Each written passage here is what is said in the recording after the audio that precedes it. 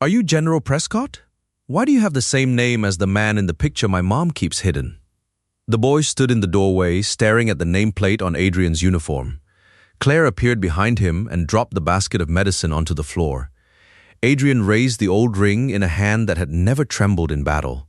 But Claire only said, "You came back 12 years too late."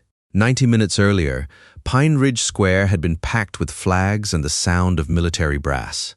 Residents lined both sides of the street to welcome Brigadier General Adrian Prescott home after 12 years away.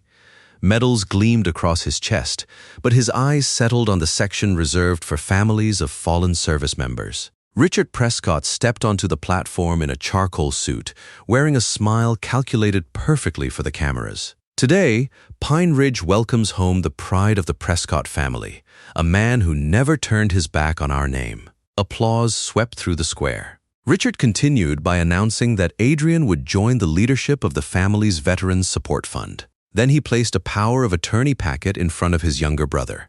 Adrian did not pick up the pen. "Today belongs to the service members and their families," he said quietly enough not to turn the ceremony into an argument.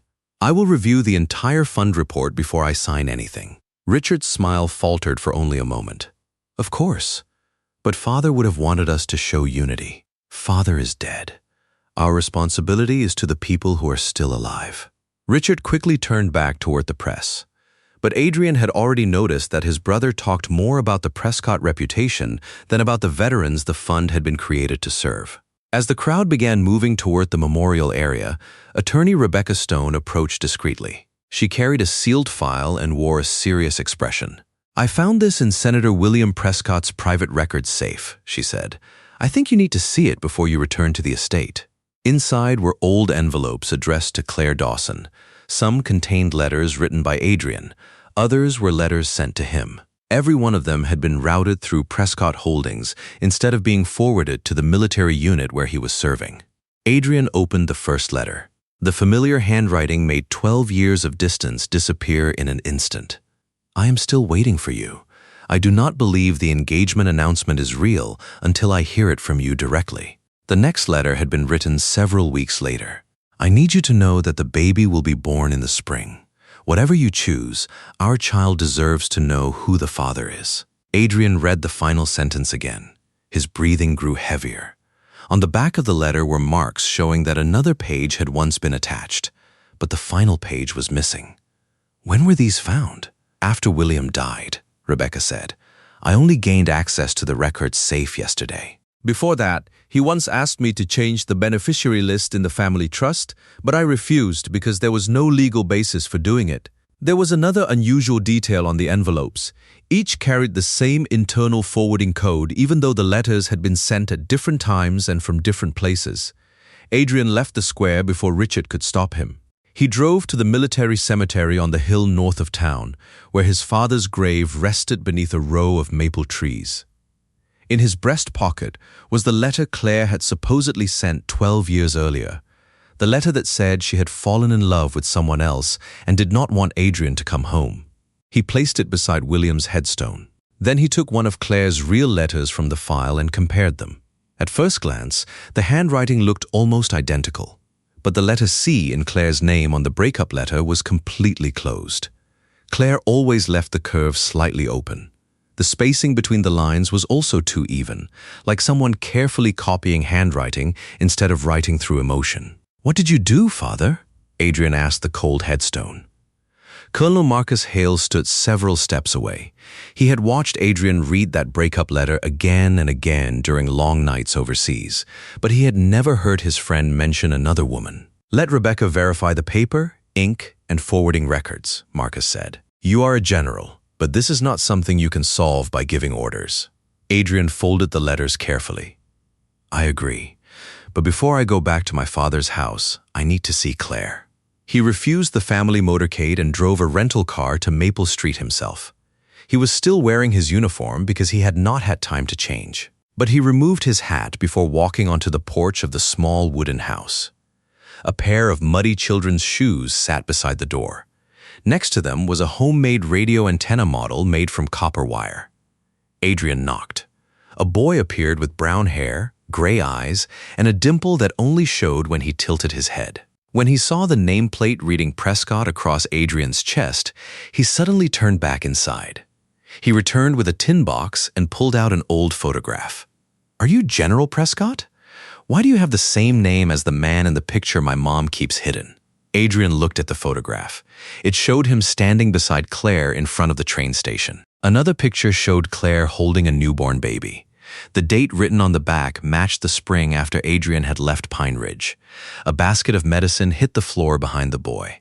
Claire stood there in her nursing uniform, her face drained of color. She instinctively pulled Sam toward her. "Claire." Adrian reached into his pocket and removed the ring. It had belonged to his mother. He had given it to Claire before leaving town. "I kept it for 12 years. I found your letters. I know you never betrayed me."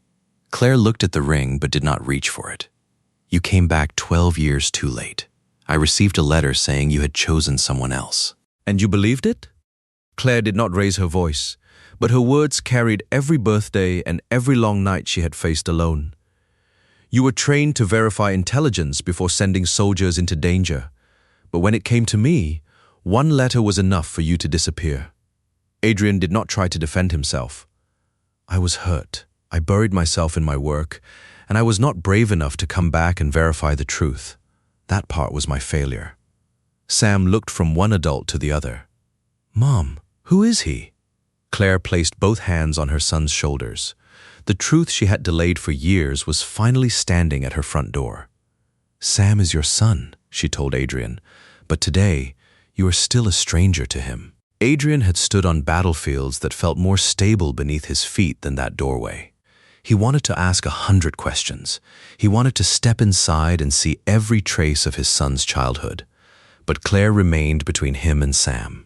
"You are not going public with this," she said. "You are not taking him to the Prescott estate. You are not letting reporters photograph his face. And you do not get to decide his life simply because you share his blood." Adrian removed his hat and stepped down one stair. "I understand.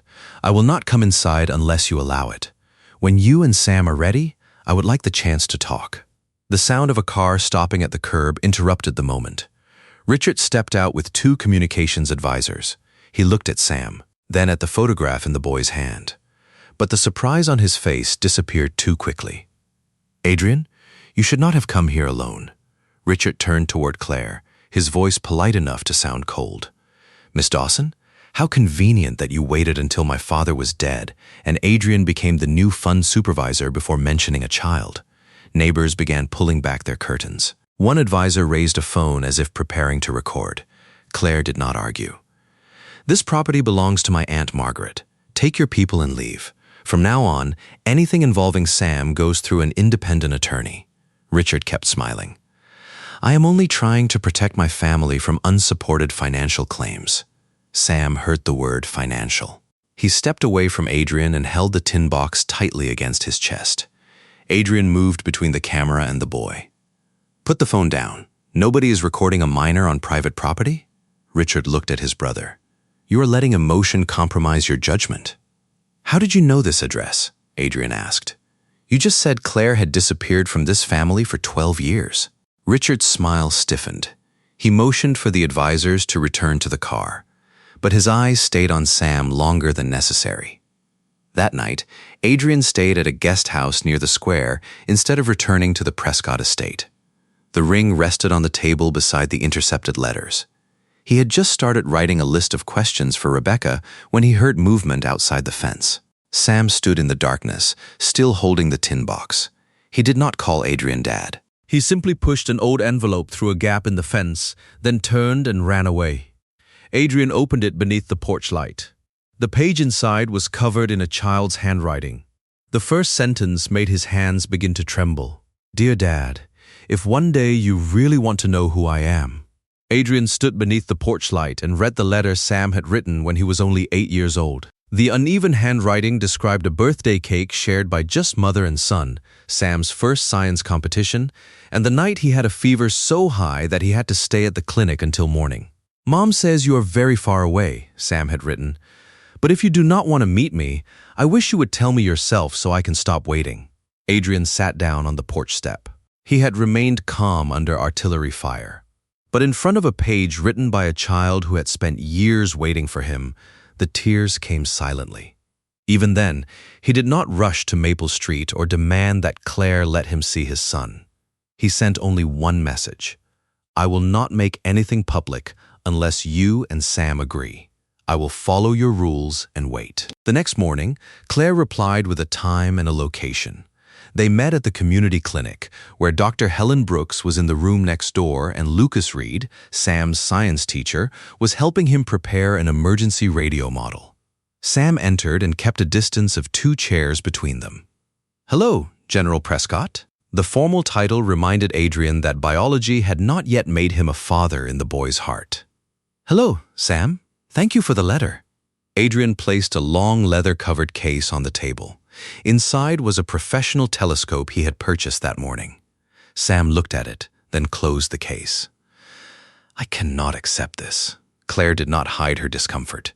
"He likes repairing old radios. He does not need to be won over with something expensive." Adrian took the case back. "I understand. I am sorry, Sam. I chose something that was easy to buy because I do not yet know what you actually need." 2 days later, he returned with an ordinary toolbox. There was no Prescott insignia, no expensive gift. He sat beside Sam at the table and helped him repair a radio that kept producing static. Adrian connected the ground wire incorrectly, causing the speaker to release a sharp screech. Sam immediately unplugged the power.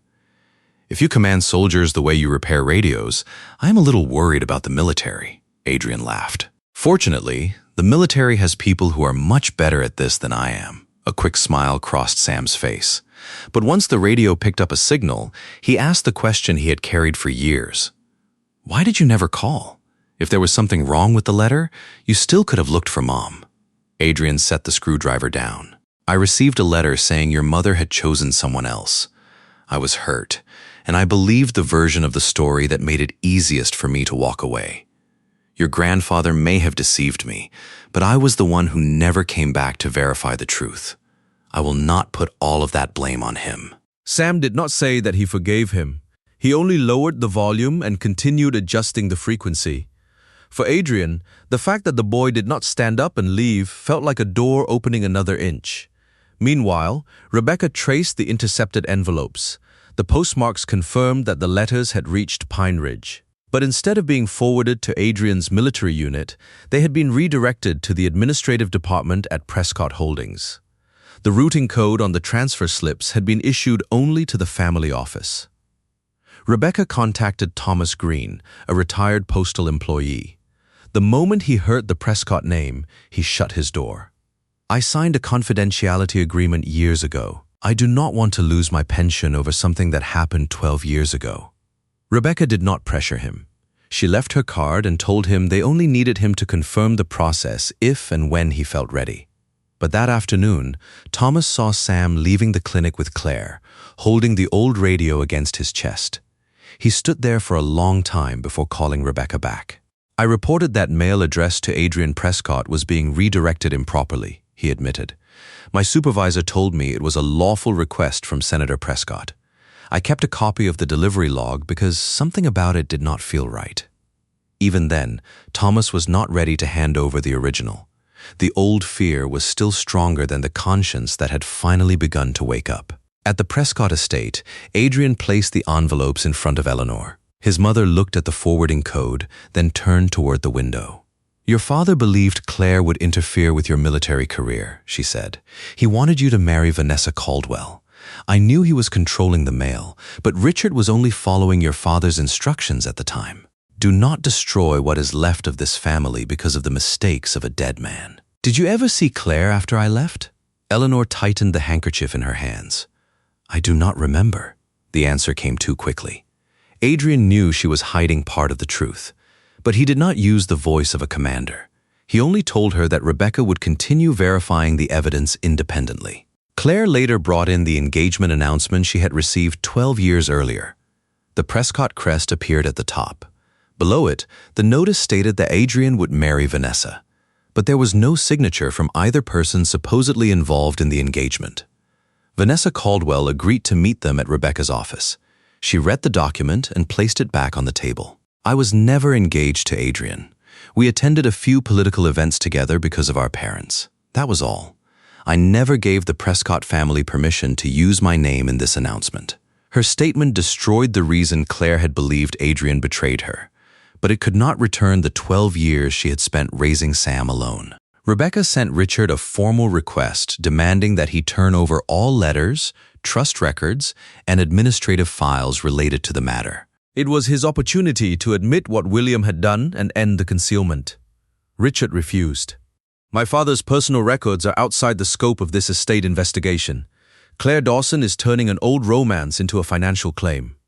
After hearing the response, Claire opened a locked drawer beneath a filing cabinet at the clinic. She removed a small recording device, its metal casing dulled with age.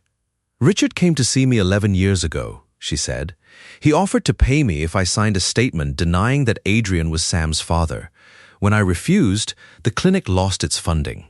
The device would not turn on. Sam examined the battery compartment and noticed corrosion around the contact points. I can clean it. Rebecca stopped him before he touched the device. You may be right, but from this moment on, it is evidence. If we repair it ourselves or try to play it, Richard will claim the data was altered. The recorder was photographed, sealed, and transferred to a forensic specialist with a fully documented chain of custody. Before the restoration results came back, Richard struck first. An anonymous article spread throughout Pine Ridge claiming that Claire had refused a paternity test and was using Sam to pressure a famous general. The disturbing part was that the article even knew the location of the testing facility Rebecca had only proposed during a private meeting. The next morning, reporters crowded the school entrance. Lucas led Sam out through the staff exit, using his coat to shield the boy's face from the cameras. Adrian arrived in uniform after a meeting, but he did not publicly identify Sam as his son to gain an advantage. Turn the cameras off, he said. This is a minor.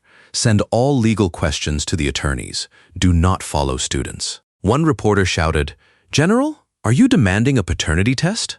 I will not make a child's medical information public. That evening, Claire agreed to testing under clear conditions. The laboratory had to be recognized by the court.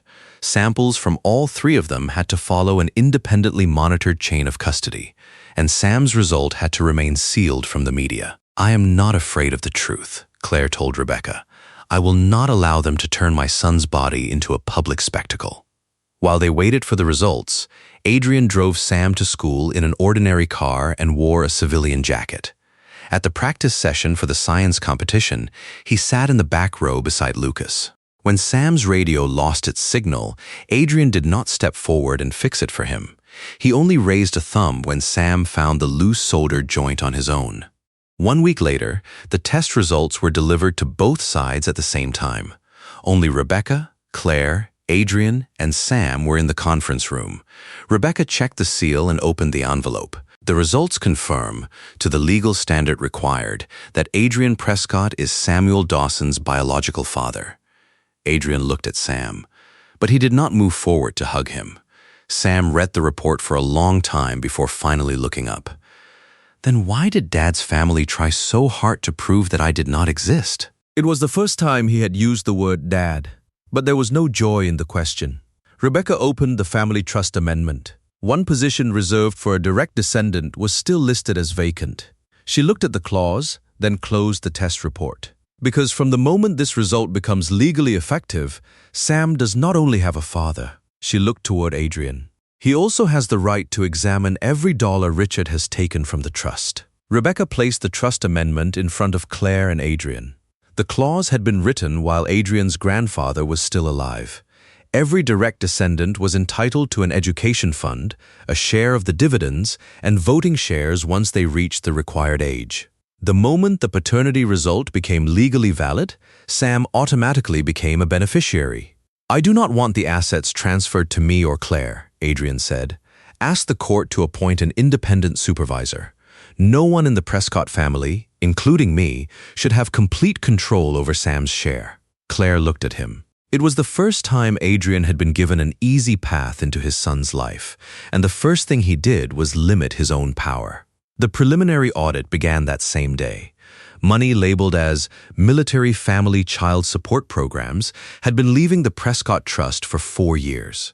On paper, the funds had been transferred to 3 separate organizations, but all 3 used the same registered address, the same contact number, and were connected to people who had previously worked for Richard. Claire finally understood why Richard had come to the clinic years earlier and demanded that she deny Adrian was Sam's father. Sam did not only change the inheritance list. His beneficiary rights also gave an independent supervisor the authority to inspect every dollar Richard had moved out of the trust.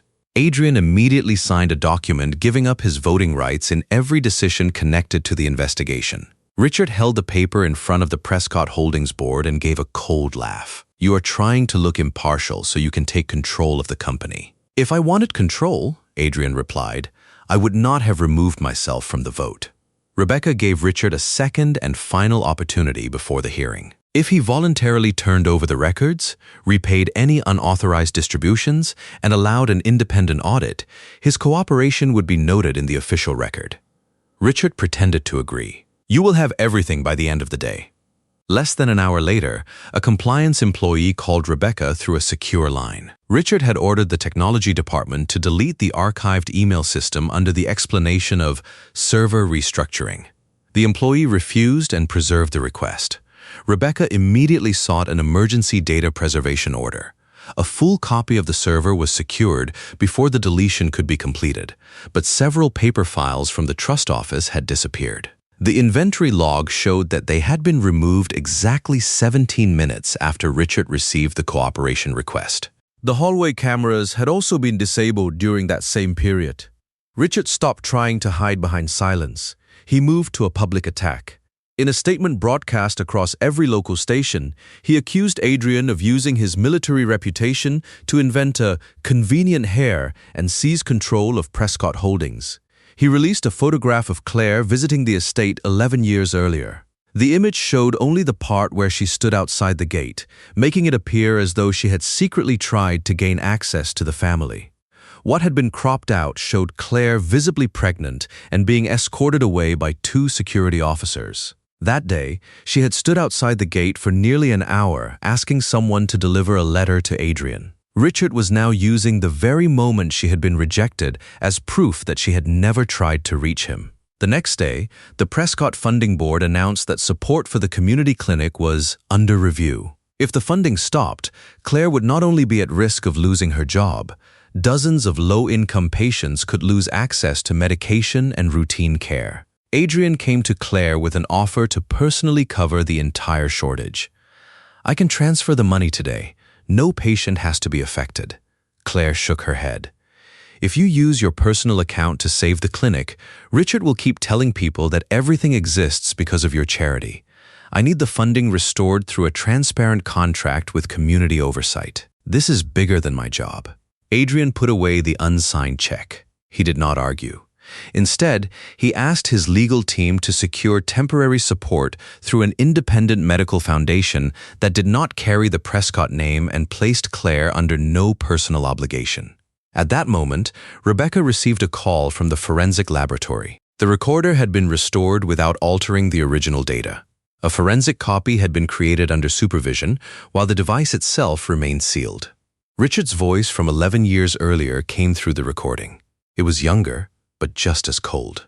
"You sign a statement confirming that Adrian is not the father of the child. In return, you will receive enough money to leave Pine Ridge and start over," Claire's voice answered. "My child is not something you can buy," Richard continued. "Then you should understand that this clinic may no longer fit the funding priorities of our family." Dr. Helen provided records showing that the clinic's funding had been cut only days after that meeting. Richard immediately claimed that the recording had been edited. Rebecca refused to release it online just to win a public relations battle. Instead, she submitted it to an independent audio expert to preserve its legal value for the hearing. But while the adults waited for due process, Sam had to live with the accusations every day. Reporters continued appearing outside his school. One student stopped him in the hallway and said, "General Prescott only admitted you were his son because of the shares. If you did not have inheritance money, he would not have come back." Sam slammed his locker shut and walked out of class. By the time Lucas reached the office, Sam's backpack was gone. He had taken the radio, Adrian's photograph, and left through the rear gate.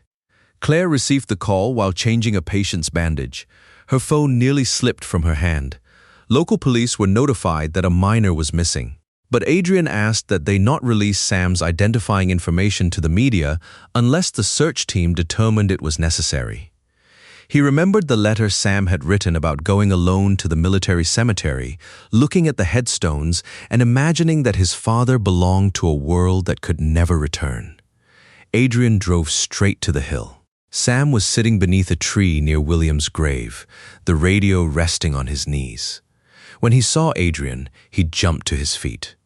"Do not order me to go home." Adrian removed his hat, placed it on the ground, and sat several steps away. "All right, you have the right to be angry. You and Mom both decide everything for me." She hid the truth. "You showed up, and now everyone talks about blood, money, and shares like that is all I am." Sam tightened his grip on the old photograph. "When the lawsuit is over, are you going to leave again?" Adrian did not promise something he could not guarantee. "I do not know how to make up for the birthdays I missed, but before we ever got the test results, I filed for a transfer to a domestic assignment. I also rented a house near Maple Street. Not because I expect you to live with me, but because when you need me, I do not want to be half a world away." Sam looked at the medals in the photograph. Then he looked at the man sitting on the ground in front of him, without orders, without an entourage. "What if I am not ready to call you Dad? I am still staying." A long silence passed. Then Sam handed Adrian the radio. "The signal is gone again." Adrian accepted it. "We can take it home to the radio expert in the family." Sam did not smile, but he stood and walked down the hill beside him. That same evening, another witness appeared at Rebecca's office. Thomas Green carried a black delivery ledger inside a waterproof bag. After watching Richard attack Sam on television, he had decided that his silence had lasted long enough. "I kept the original," Thomas said. "Every time Claire's letters were diverted away from the military route, the Prescott office code was used." He opened the book to the final page. Below the list of intercepted envelopes was Richard's direct authorization signature. It had been signed months after William suffered his stroke and was no longer capable of managing the family office. Rebecca compared the date with the power of attorney records. By then, Richard had been the only person controlling the Prescott family office.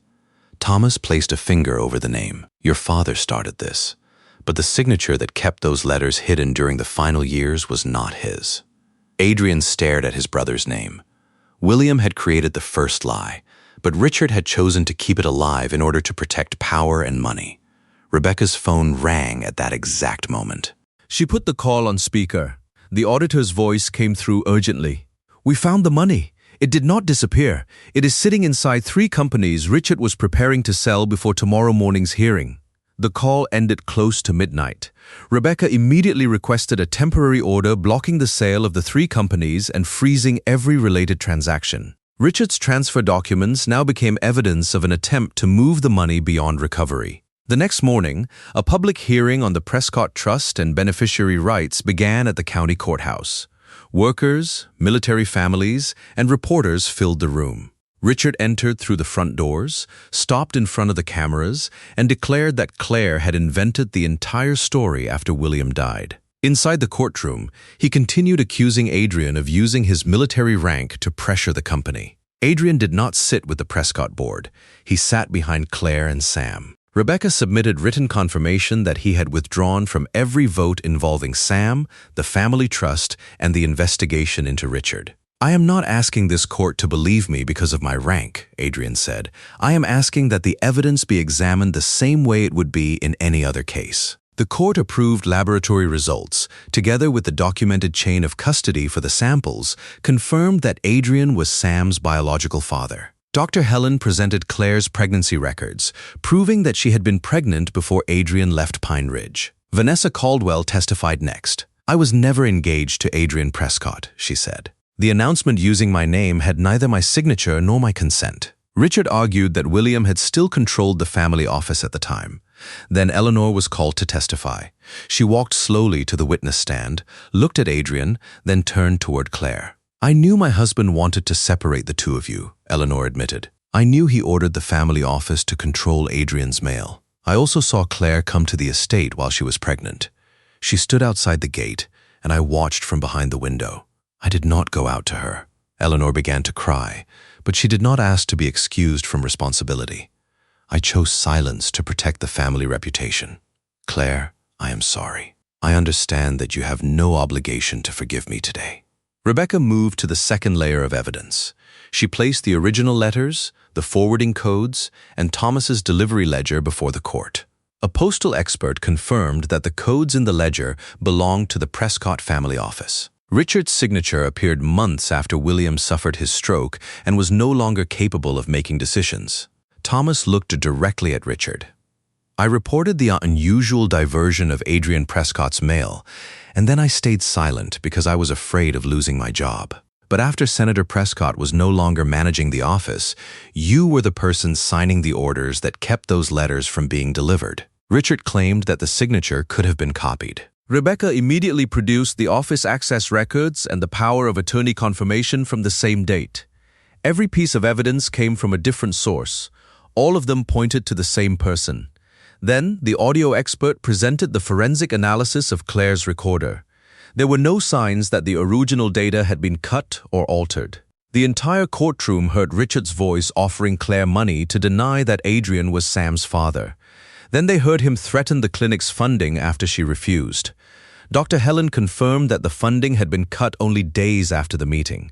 Claire had never accepted the money. She had kept the recording private because she feared that a public scandal could damage Adrian while he was serving overseas. Richard stood.